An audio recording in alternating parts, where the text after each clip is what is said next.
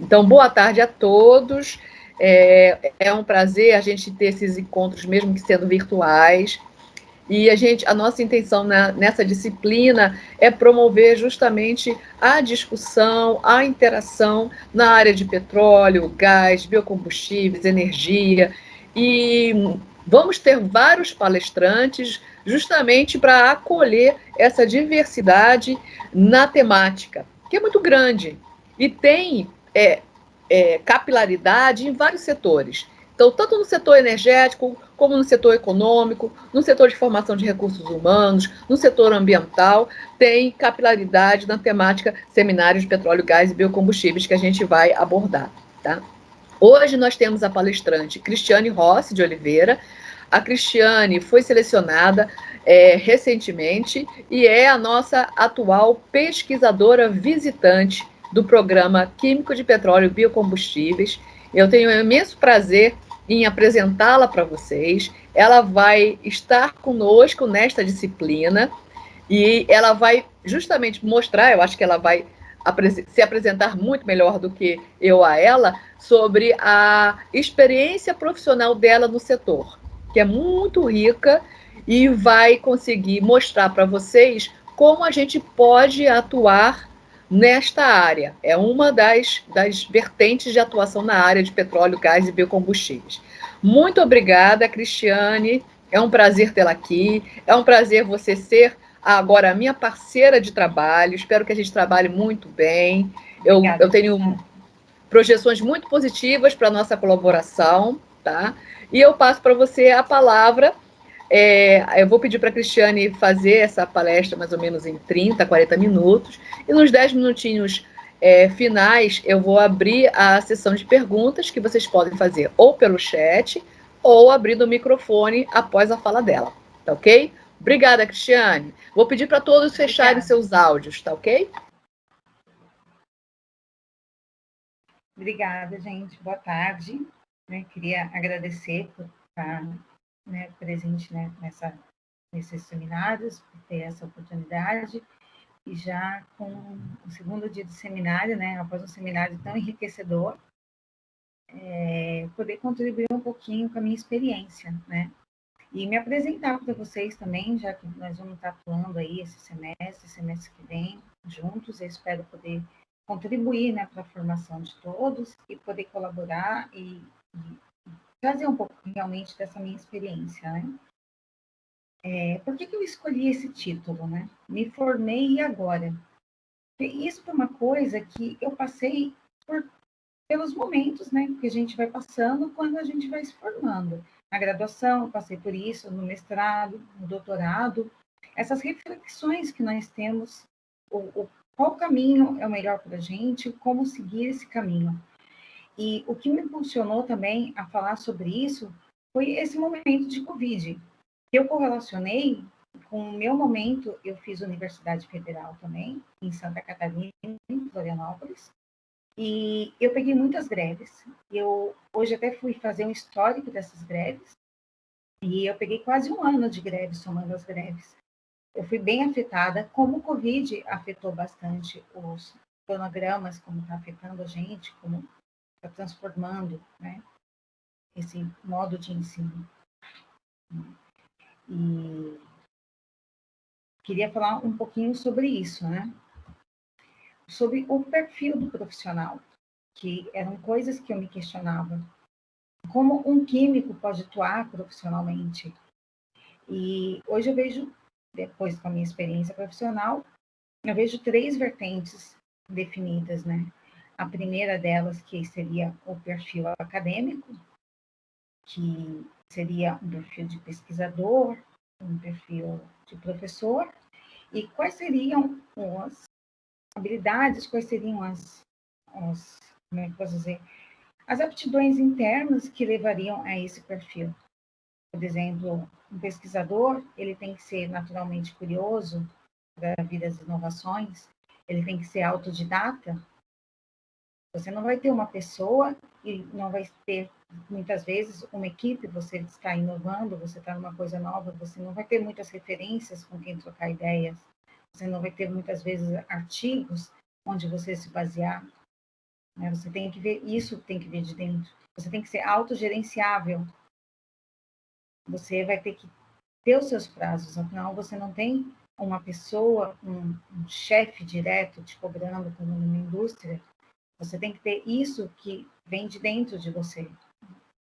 Um outro perfil que eu acho interessante falar seria o perfil empreendedor, que está surgindo agora, esse novo perfil com as startups, e se aplica para a gente, né?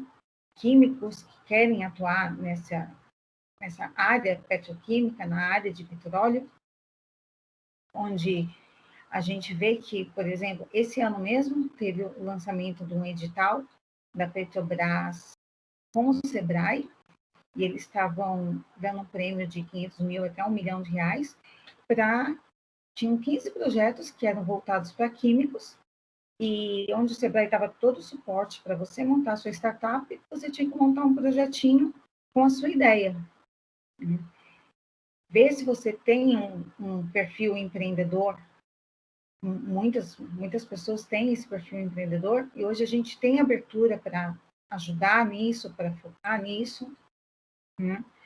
E um terceiro perfil profissional que eu enxergo, que seria o perfil da indústria de petróleo, que normalmente é o que eu vejo, né, entre os meus colegas, foi o que a maioria deles seguiu, né, onde você tem que ver as suas aptidões internas.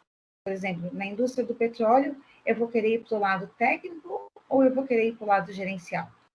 Como que um químico vai fazer essa abordagem? Mas se eu sou um bom técnico, quais as minhas aptidões que eu tenho que ter? Por exemplo, eu tenho que saber lidar com prazos. Quando eu vou fazer uma escolha de uma empresa, eu tenho que ver a filosofia da empresa, ela está adequada? Os valores da empresa, eles vão estar adequados aos meus valores? Eu vou me realizar, né, fazendo isso? Eu, no trabalho técnico, eu sou feliz fazendo análise de rotina? Eu gosto de fazer isso? Essas perguntas que a gente tem que ter. O gerencial. Eu gosto de trabalhar com pessoas, eu gosto de coordenar projetos, né? A gente tem todas essas vertentes onde um químico ele pode atuar. Falando um pouquinho de mim, para me apresentar para vocês, né? Eu segui meus estudos acadêmicos todos na UFSC em Florianópolis, como eu falei, e logo depois eu comecei a trabalhar, na verdade, antes mesmo de terminar o doutorado, eu comecei a trabalhar no Ladetec do IQ da UFRJ, junto com a professora Débora. E eu, durante o doutorado, eu trabalhava com geoquímica, né, mas a geoquímica ambiental, e eu sou formada em química analítica. E quando eu fui para o Rio de Janeiro, por eu ser voltada para análises, né, de compostos geoquímicos, substâncias orgânicas em sedimentos, eu comecei a atuar na área de petróleo. Eu vou falar um pouquinho mais depois sobre essa parte técnica e as diferenças da geoquímica ambiental e a geoquímica de petróleo.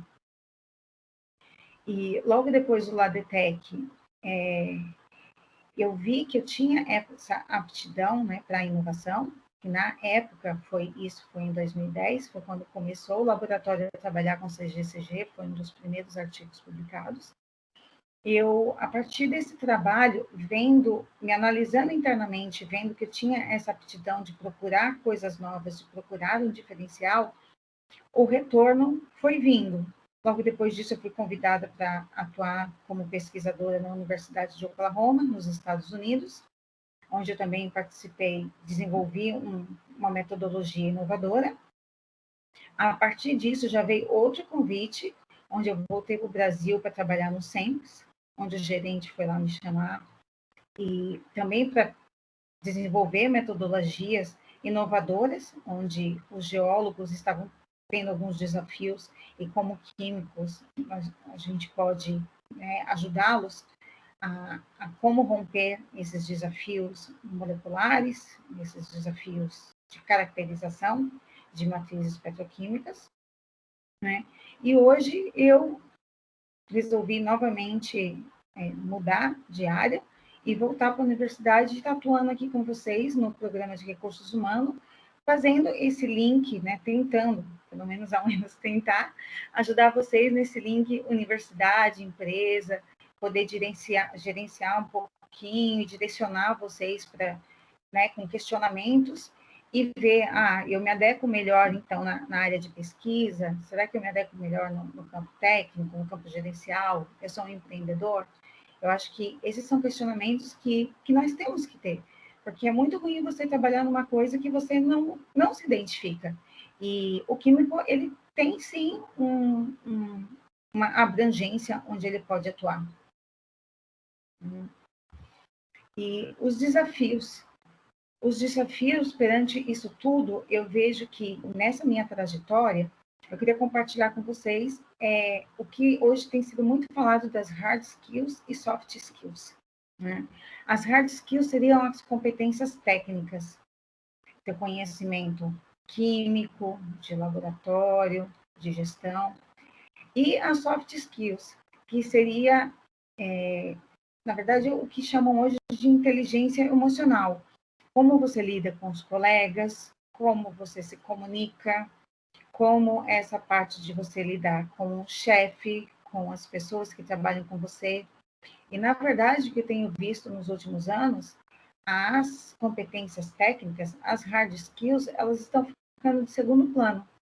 Ultimamente, o que tem sido muito valorizado tem sido as soft skills.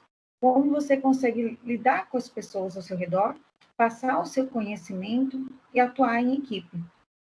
Isso tem sido muito mais valorizado, e eu vejo isso aqui no ambiente acadêmico também, do que realmente o técnico.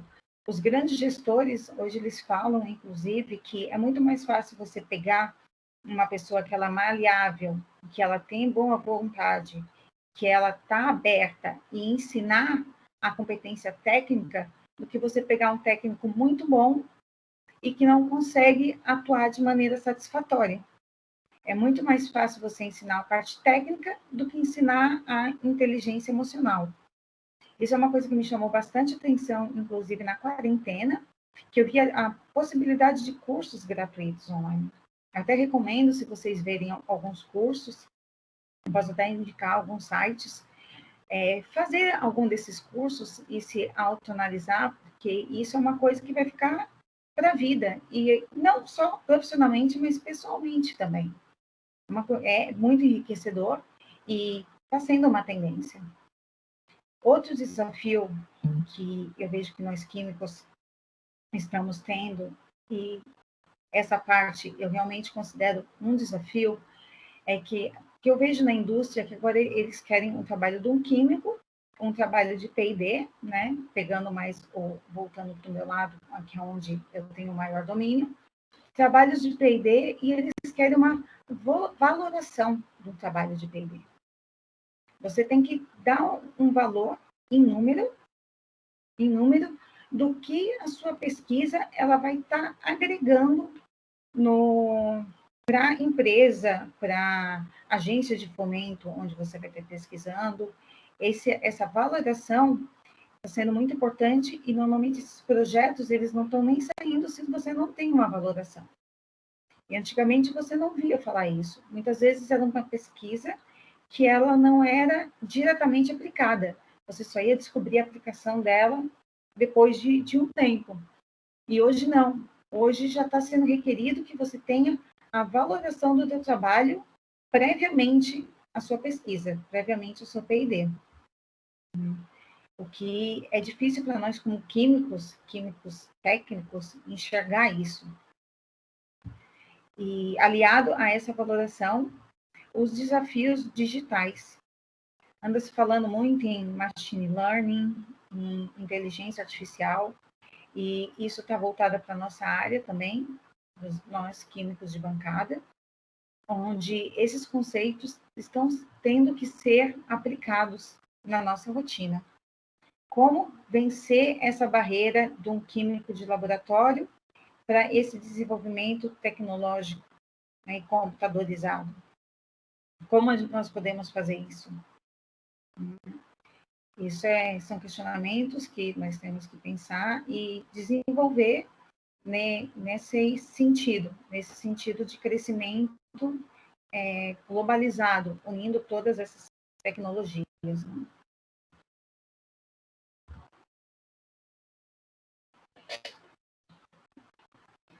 Como eu falei, né, minha área é a maior área, eu comecei como geoquímica.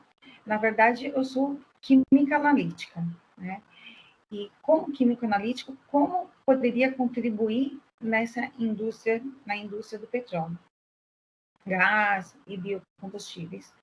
Na verdade, o químico, ele é a base, né? Eu vejo como a base dessa estrutura, já que nós estamos mexendo com um produto que é um produto químico, é uma matéria-prima para toda uma base dessa indústria petroquímica de primeira, segunda, terceira geração. A gente podendo atuar desde a exploração, produção, refino, transporte, processamento. Então, nós temos uma ampla área de atuação na indústria do petróleo. E eu vou falar um pouquinho da geoquímica, que foi onde eu atuei nesses últimos anos, onde é a minha área de atuação. Como eu falei antes para vocês, a minha área de atuação começou em geoquímica ambiental. E desde o início eu me tornei especialista em análises, né, química analítica de compostos orgânicos. Eu não foquei nos compostos inorgânicos, eu foquei em compostos orgânicos, né, na análise desses compostos orgânicos. Por que eu escolhi a geoquímica? Eu queria trabalhar com o meio ambiente. A gente sabe que a gente tem os compartimentos ambientais, né? A gente tem os sedimentos, a gente tem água, a gente tem a parte atmosférica. Só que a matéria orgânica, né, por as características de polaridades dela, ela acaba se aderindo aos sedimentos finos, e é onde o sedimento, ele no final do ciclo bioquímico, biogeoquímico, ele acaba se atuando, né, como um sumidouro dos compostos orgânicos, podendo vir a atuar como fonte em determinados casos também. E por isso eu escolhi a geoquímica, que na análise de poluentes orgânicos, eu conseguiria ver, né, como estaria essa acumulação de poluentes mais, como é que eu posso dizer, ao longo dos anos no sedimento, né? Coisa que na coluna d'água você vê momentaneamente e na atmosférica também. A geoquímica orgânica ambiental, ela não analisa só poluentes orgânicos. Ela tem uma grande gama. Você pode pegar um testemunho de sedimento, você consegue fazer datação, por exemplo, de qual a contribuição da matéria orgânica local, se ela é de origem alóctone ou autóctone, quer dizer, se ela é terrestre, se ela vem de fora para a coluna d'água, ou se ela vem da própria coluna d'água. Você consegue descrever, por exemplo, uma coisa que eu acho super interessante é quando teve o desastre de Chernobyl, você consegue ver a datação, na verdade você data o sedimento devido ao desastre, você faz a datação isotópica disso, devido ao desastre, você consegue ver se tem fonte de contaminação, por exemplo, efluente doméstico, você consegue distinguir contaminação por petróleo, você consegue ver se a contaminação é de pirólise, combustíveis pirolizados ou não pirolizados, você consegue distinguir, enfim, uma gama de tanto de poluentes como fontes naturais desse sedimento. E nesse desenho que eu estou apresentando no slides para vocês, da esquerda para a direita, ele, na verdade, ele mostra esse processo, onde da esquerda é do meio ambiente, e vai acontecendo esse soterramento, vai acontecendo essa sedimentação. Essa sedimentação acontece em torno de milhões de anos, então a gente já entra nas eras geológicas, e indo até o final com a formação de petróleo, onde a gente vai, então, para a geoquímica de petróleo, saindo da geoquímica ambiental. A diferença da geoquímica ambiental para a geoquímica de petróleo? A idade dos sedimentos. É a idade do sedimento. Onde você pega, por exemplo, uma matéria orgânica recente, na geoquímica ambiental, onde você tem análise desse extrato orgânico recente, você vai ter o extrato orgânico antigo, quando você vai passando para a geoquímica de petróleo, já que nós estamos focados na análise de compostos orgânicos. E isso passa naquele processo de formação de petróleo, que a gente vai ver isso na disciplina, eu acho, né, professora? E eu acho que não vou me atender aqui. Mas o que eu queria focar da geoquímica ambiental para a geoquímica de petróleo é que, na verdade, o químico analítico ele vai estar atuando de maneira similar, pois, afinal, nós continuamos falando de compostos químicos, de matéria orgânica, né, sedimentar. Uma recente, uma antiga, mas o químico, ele vai ter essa abrangência. Hoje, eu queria falar um pouquinho, né, nessa figurinha aí para vocês, falar o que foi o meu trabalho no SEMPS com a geoquímica. Eu atuei diretamente no laboratório. Como que funcionava a geoquímica? Nós temos químicos e geólogos, onde eles trabalham em conjunto. Normalmente, o geólogo, ele pega os dados químicos e ele que faz a interpretação das bacias petrolíferas, das bacias geológicas. O que o químico atuava? O químico atuava desde a chegada dos sedimentos ou óleos, e até no caso de derrame de óleo em areia, animais também, quando você tinha vazamentos de petróleo, chegavam animais, penas, desde essa parte de receber a amostra até a parte da saída dos dados para os geólogos. Né? Um pouquinho sobre essa rotina de laboratório, para vocês terem uma ideia de como funciona essa parte. Chegando um sedimento, por exemplo, uma matriz de óleo, ela é cadastrada, né, para você ter um registro dessa amostra, e esse registro vai perdurar por todo o processamento dela. Parece uma coisa bem trivial eu falar disso, né? Mas é muito importante porque a gente vê que com o volume de amostras, isso se torna uma loucura. É muito fácil você sair de uma coisa, às vezes, que é um detalhe pequeno, e lá no final você vê que foi uma cadeia de processos que foram sendo trocados. Parece muito trivial quando você pega, né? Eu estou ali fazendo meu projeto de mestrado, eu tenho ali o meu ambiente. Mas quando você já vai para essa parte da indústria, são muitas amostras chegando. Eu atuei diretamente na laboratório de preparação de amostra, onde a gente tinha até 50, 70, 80 amostras chegando por dia. Então, essa parte tem que ser muito bem documentada e muito bem rastreada. A indústria farmacêutica, ela é excelente nisso, né? Eles têm um controle fantástico sobre isso. A indústria do petróleo está engatinhando, porque a indústria do petróleo nunca foi tão quantitativa quanto a indústria farmacêutica, mas está indo nessa direção e os avanços estão sendo bem legais. E uma vez que a amostra chega, então, ela vai para esse preparo de amostra. No preparo de amostra, eu vou listar alguns para vocês, que poderia ser, por exemplo, quando você tem um sedimento, você vai fazer a extração da matéria orgânica com solvente orgânico. Depois da extração, ou, por exemplo, um óleo, você vai pegar e vai fracionar. Isso serve para um óleo e serve também para o extrato orgânico do sedimento, ou até mesmo de um animal, como eu falei, você vai extrair esse óleo e depois você vai fracionar. O que seria o fracionamento? Seria o cleanup. Seria você conseguir dividir essas amostras em alíquotas, em partições, onde você depois, na próxima etapa de análise, você conseguir identificar. Porque a mistura de petróleo é uma das misturas complexas, orgânicas complexas, mais, na verdade, a maior mistura hoje conhecida, na verdade. E cada amostra de óleo, ela vai ter uma composição diferente, ela vai ter características próprias. Né? E como o químico fazer isso? Então, esse fracionamento, ele torna a abertura dessa amostra mais fácil para a gente conseguir trabalhar com ela. Depois dessa abertura dessa amostra, ela parte para a parte de análises, que aí, na verdade, quem identifica qual tipo de análise que vai ser feita, isso é bem interessante, não são os químicos, são os geólogos. porque eles têm um problema que eles têm que visualizar na bacia geológica deles. Eles estão com dúvida, uma coisa que é muito comum falar em geoquímica, se a amostra é proveniente de fonte marinha ou lacustre.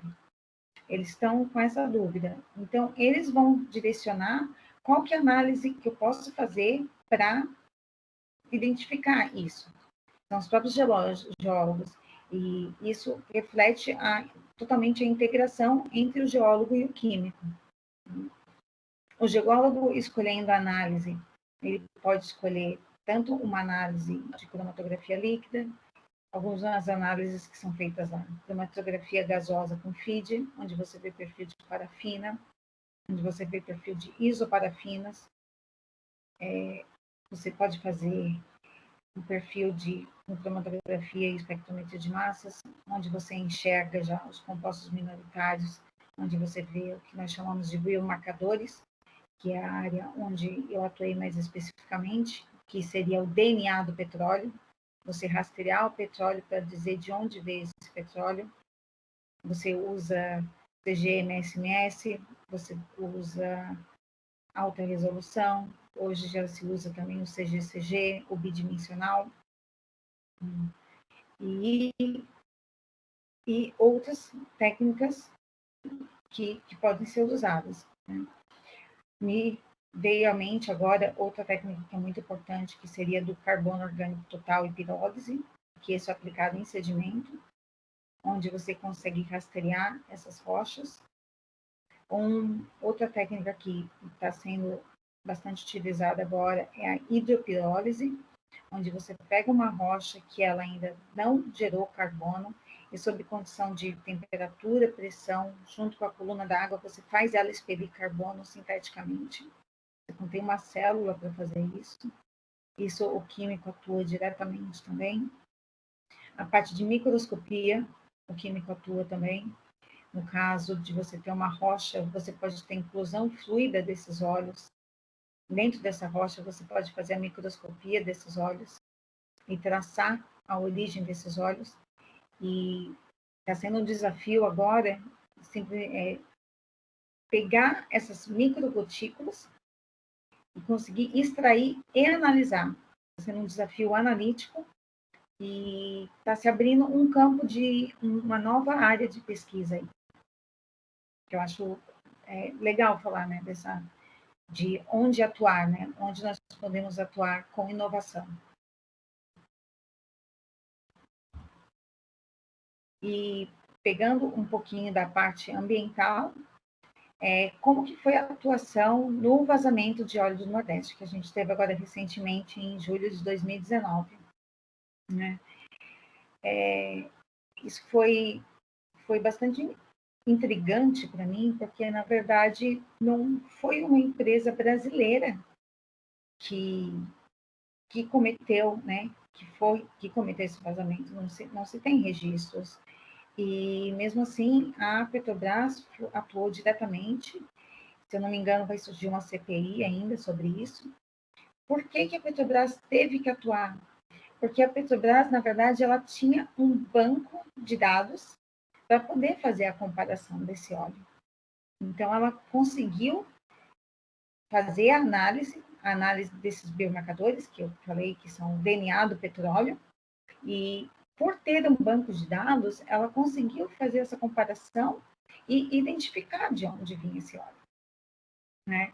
Só que o limitante da geoquímica, nesse caso, você identifica de onde veio o óleo. E não é um processo difícil você ter no banco de dados. Agora, o difícil é a parte da marinha de rastrear o navio e os satélites. Tanto que até hoje a marinha não chegou a um consenso de onde veio, de onde surgiu esse óleo, de onde surgiu esse vazamento. E como que atuam as responsabilidades. Né? Recentemente, essa semana, eu vi uma notícia no Jornal da Bahia que ainda está aparecendo manchas. Estão aparecendo manchas. E os governos, os estados, os municípios, eles saíram dos holofotes e eles pararam de atuar. O que eles fizeram na época foi a remoção com caminhões, e foram toneladas de óleo recolhidos, só que eles não atuaram com o processo de remediação, né? E, na verdade, quem tem essa tecnologia no país é a Petrobras, porque ela tem os compromissos políticos. Mas os políticos não têm esse compromisso, né? Eles não são penalizados. E como é que fica isso? Para mim, isso é até uma coisa que eu deixo no ar para a gente refletir, porque como apurar essas responsabilidades? No caso, como eu falei, no geoquímico orgânico ambiental. Você fez o teu estudo e você viu que, por exemplo, tem uma indústria que ela está pontualmente contaminando ali a tua área de estudo. Após o recolhimento desses dados, o que você vai fazer? Né? Ou como você vai lidar com esses dados? Qual ação você vai tomar? Queria deixar esse questionamento no ar, que eu acho que vale muita reflexão, especialmente agora, né, após esse grande impacto que nós tivemos, e com as políticas ambientais. E é isso, gente, que eu queria passar para vocês. Obrigada. Acho que deu meu tempo, né? Sim, obrigada. É que a gente demora a ativar o áudio aqui.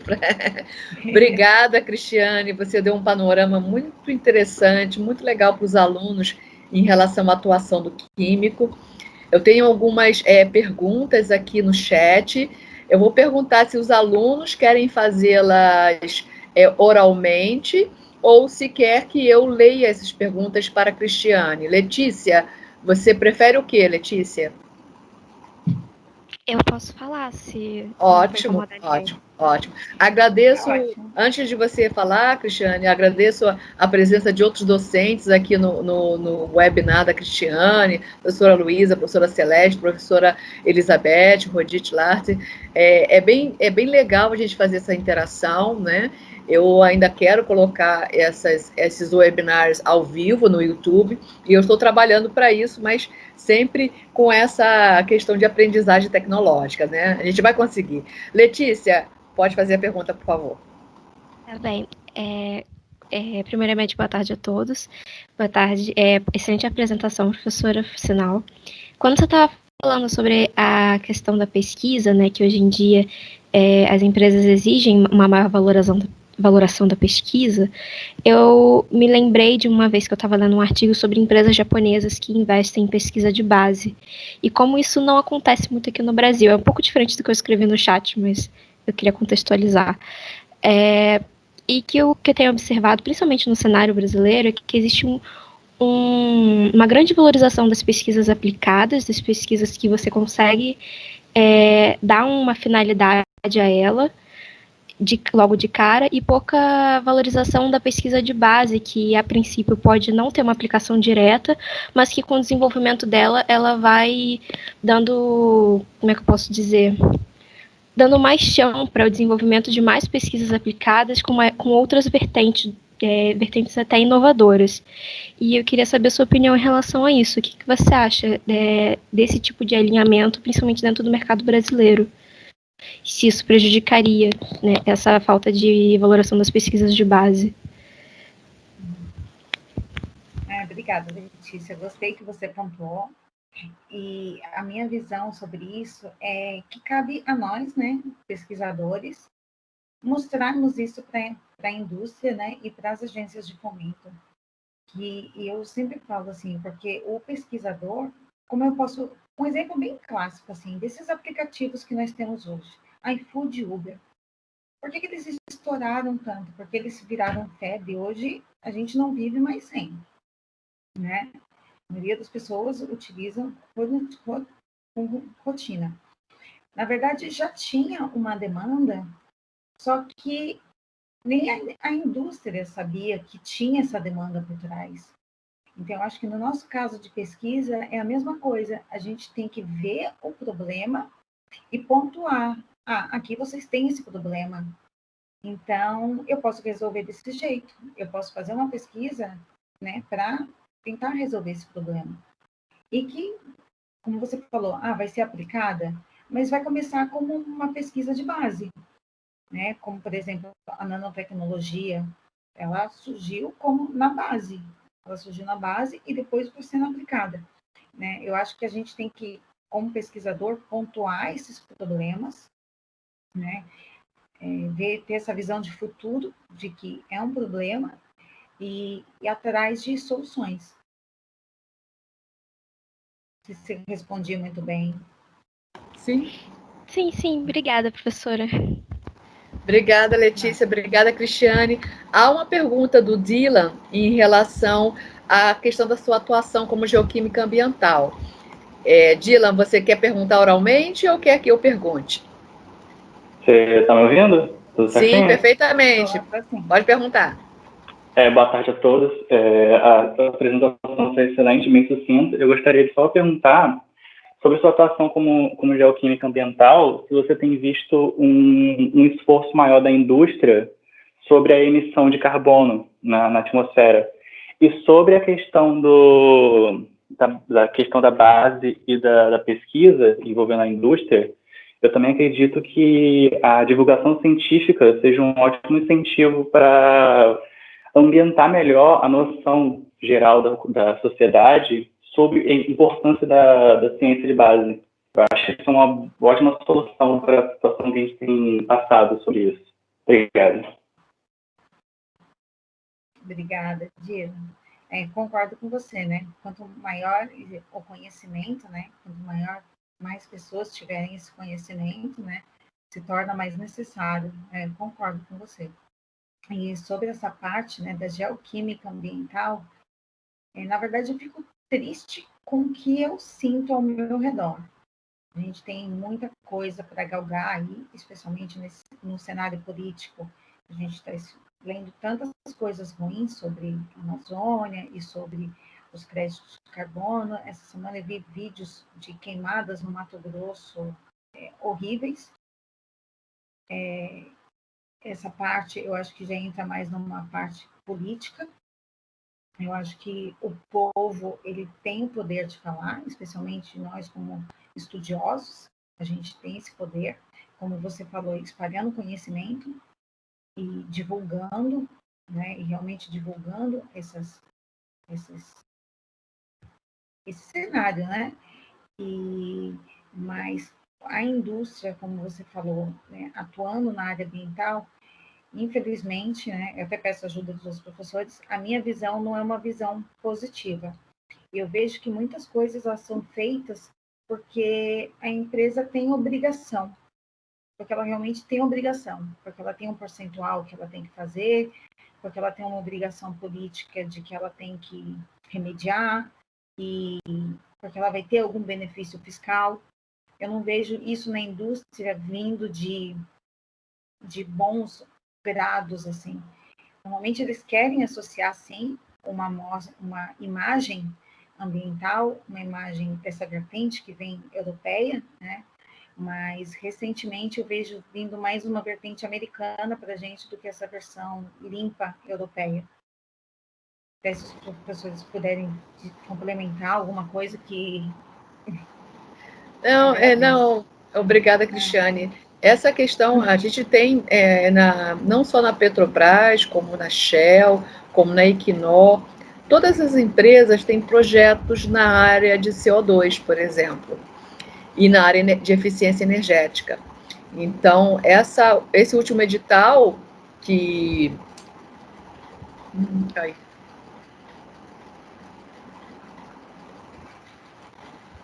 Caí e voltei. Não, caí e voltei. Voltei? Voltou. Esse último edital, a Petrobras fez com o Sebrae, justamente sobre as startups, e tanto na primeira edição do edital como na segunda, nós tivemos a temática de captura de CO2 e também a temática de conversão de CO2 em produtos de valor agregado. Então, as empresas, de alguma forma, de energia, elas têm fomento, né, na pesquisa nessa temática de CO2, tanto na área de captura como na área de conversão. A Cristiane, há 10 anos atrás, eu e até mais, 10 anos, acho que foi 10 anos atrás, eu propus para uma empresa um projeto de captura de conversão de CO2.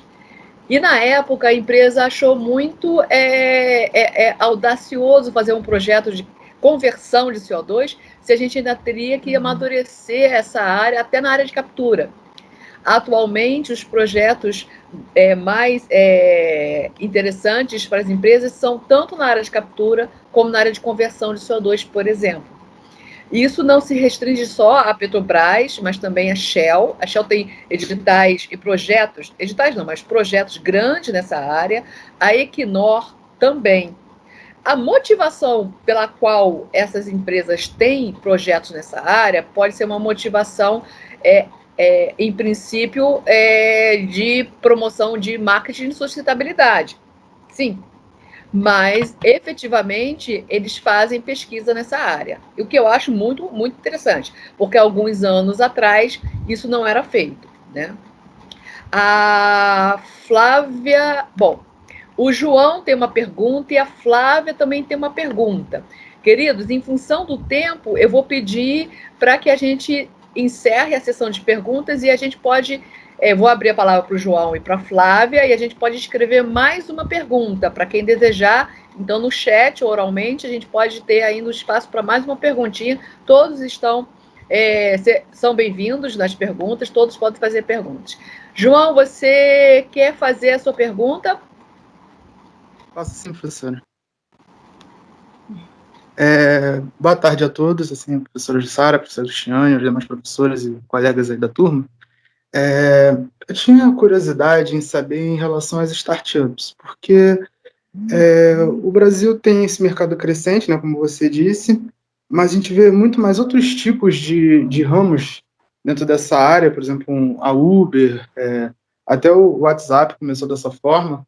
E na área industrial, você tem essa correlação entre a ideia, né, do pesquisador produzir uma empresa que vai se relacionar ou por meio de edital, ou, como a professora Jussara disse, ou por meio de fornecimento de uma pesquisa ou uma iniciativa privada, né, algo do tipo. Mas eu gostaria de saber, assim, se chegou a um determinado ponto de que o edital termina, ou a parceria com essa grande empresa acaba. Na indústria química, né, de startups, no momento, teria como essa empresa se manter sozinha, já que os custos, assim, de operações químicas, eles são muito grandes. Então, assim, me parece às vezes que é como se fosse uma atuação meio que, até às vezes, simbiótica. A startup ela só consegue permanecer ativa enquanto ela tiver uma grande empresa para dar suporte, ela cresce e desenvolve seus próprios produtos. E, assim, a economia do Brasil está avançando e tal, mas como fazer uma empresa pegando ideias, às vezes, de base ou de aplicação industrial, seja no meio ambiente, e conseguir fazer com que ela se mantenha e tenha uma área ativa, já que a química é bem abrangente, é mais por aí. Assim que, eu mudei um pouco a pergunta, né, mas seria por aí. Cristiane, você pode parar de compartilhar a sua apresentação para você aparecer para os alunos também, tá bom? Eu esqueci de falar isso. Não está aparecendo, não? Eu achei que estava aparecendo, gente. Não, acho que não. Mas você pode. Como é que eu faço? Já fez. Pode prosseguir, já fez. Já. Gente, eu achei que eu estava aparecendo o tempo todo. Então, como é que é o nome da pessoa que perguntou? Desculpa. João. Oi, João. João, eu não tenho muita experiência sobre startup, mas acho que a professora Jussara pode complementar. O que eu vejo de startup é assim, o que você precisa para ter uma startup, né? Você precisa ter um projeto. O que é considerado uma startup? É um projeto inovador de um negócio com rápido crescimento, né? E que normalmente o que acontece com as startups? Por esse rápido crescimento, ou elas desenvolvem um caixa próprio, ou elas são realmente incorporadas e compradas por essa empresa maior, como você falou. né? Na verdade, essa é meio que a definição de startups. As poucas startups que eu conheço na nossa área química, elas realmente funcionam do jeito que você falou, na realidade. Funcionam com projetos, editais, até conseguir formar um caixa próprio e lançar o seu produto inovador, elas acabam sendo incorporadas por uma empresa maior. Obrigada. O João até sugeriu, eu posso pedir um palestrante de uma startup da UFRJ. A gente tem startups bem legais. A gente tem uma pergunta da Flávia. Flávia, eu vou ler a sua pergunta para agilizar, porque a gente tem a pergunta ainda da Yasmin e da Nayana, pode ser? Pode ser, tudo bem. Obrigada, Flávia. A Flávia agradece pela apresentação e ela tem uma pergunta sobre o banco de dados de biomarcadores de petróleo que você mencionou, Cristiane. Esse banco é algo público ou faz parte de informações internas da Petrobras? Ele tem análises de óleos do mundo todo ou somente do Brasil? Esse é uma discussão, Flávia, é até um ponto meio sensível, assim, porque é um banco interno, é um banco da Petrobras, ela vai fazendo, né, com os óleos de importação, exportação, já que ela cuidava do refino e transporte, então ela tem um banco de dados mundial, mas é um bem privado, é um bem da empresa. Tem sempre discussões sobre isso, na verdade, porque a ANP sempre pontua, mas isso é um bem da empresa ou não, mas até hoje, por ter sido coletados pela empresa, é um bem privado.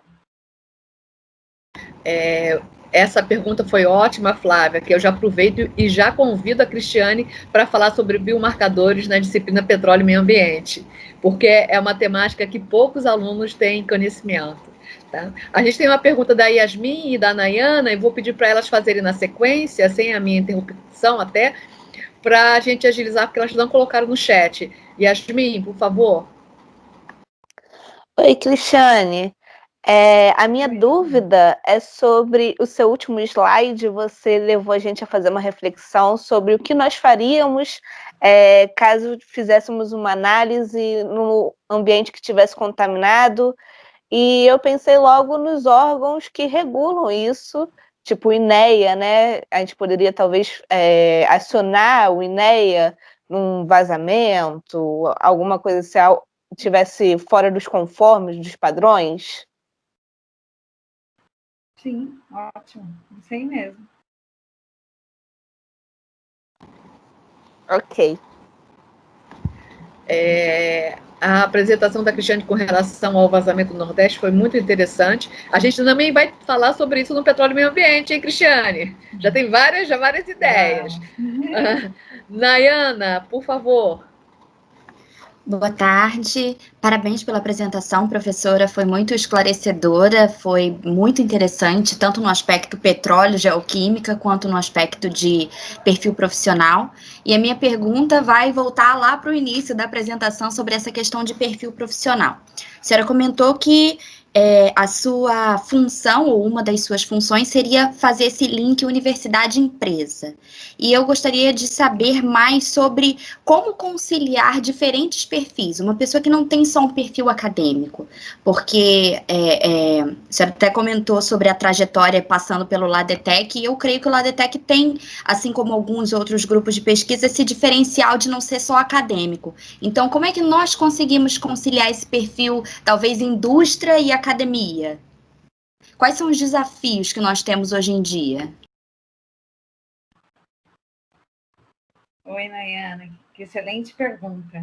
Na verdade, esse é um desafio que eu me pego, né, na minha carreira, porque eu sou pesquisadora, mas até então, agora que eu entrei na academia, né, não sou uma pesquisadora acadêmica. Como conciliar isso? Eu acho que para quem trabalha com, no caso, a petroquímica mais aplicada, é um desafio que não é tão difícil de contornar, porque você tem as vias, por exemplo, até esses projetos, como a professora Jussara falou, essas empresas que financiam esses projetos, nessas startups, onde você consegue fazer pesquisa. Como você bem citou o LADETEC, você consegue fazer pesquisa aplicada e trabalhar realmente com pesquisa sem estando num meio acadêmico mais voltado mais para a indústria, né? Tem empresas também que financiam o pesquisador, como eu estava até então, fiquei 8 anos sempre trabalhando com pesquisa para a indústria, né? E eu acho que consegue contornar sim. E como a gente falou antes, né?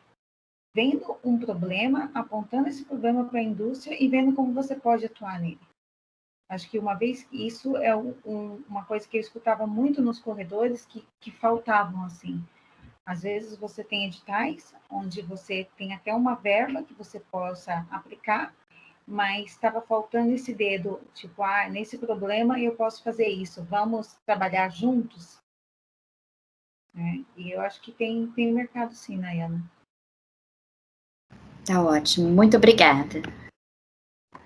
Obrigada, Nayana. Eu vou agradecer a todos pela participação, já agradeci no chat, a participação de vocês foi muito boa, uma maturidade nas perguntas, e o que me chamou a atenção num aspecto que a Cristiane falou, foi justamente sobre a associação da formação profissional junto com a questão da preparação dessa inteligência emocional que está sendo requisitada atualmente. Isso é muito importante, nós não temos muito essa discussão, se quiserem a gente também pode abordar esse tema, eu acho que é um tema que é pertinente à formação de recursos humanos, é saber se relacionar profissionalmente de maneira positiva com os integrantes de uma equipe, de um grupo. Isso é muito importante para as empresas, muito importante para a formação de profissionais de vocês. Eu fiquei muito contente da Cristiane ter abordado feito essa abordagem para vocês, tá bom? Cristiane, eu vou ter que encerrar. Você quer dar só a palavrinha final? A gente agradece imensamente, eu acho que foi ótimo, você fez um panorama bem abrangente da atuação do químico e passou pela sua experiência profissional, que foi muito boa. Quer encerrar com a sua fala? Pode encerrar. Queria agradecer a oportunidade, espero conhecer todos pessoalmente e poder ajudar nessa nova etapa, né, da minha carreira. Estou aí disponível. Se alguém quiser meu contato, quiser trocar uma ideia, conversar um pouco, eu estou disponível. Legal, Cristiane, muito obrigada. Obrigada a todos que assistiram o seminário. Eu vou tentar disponibilizar no YouTube, no canal do YouTube do programa. Espero que eu consiga. Eu vou parar a gravação e eu já solicitei um e-mail institucional para a Cristiane, para ela poder fazer contato também com vocês. E se ela quiser também disponibilizar outro e-mail, né, a gente também disponibiliza, eu coloco na disciplina para todos poderem começar a interagir com a Cristiane, tá bom? Obrigada, Cristiane, obrigada, turma. Eu vou encerrar a gravação, tá bom? E parar a gravação.